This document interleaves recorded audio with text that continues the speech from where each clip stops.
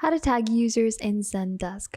For that purpose, head over to your Zendesk website, and you're gonna head over to the top right hand side and head over to the admin center. Once you're into the admin center, scroll all the way down and click on object and rules.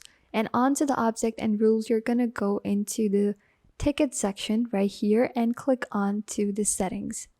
Once you're into the settings, you're gonna wait for so many settings to show up, and you're gonna make sure that the tags are enabled on tickets, because disabling these would not allow you to tag in users or tag in ticket forms. So you can enable automatic ticket tagging as well and enable the tags on tickets, and just simply save this tab, save these settings.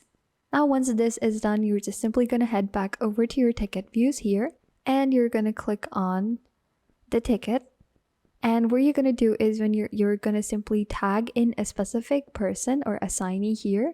I'm going to tag in this person here and just simply tag this user and assign this task to a specific user on a specific ticket. And then I'll just simply submit as open.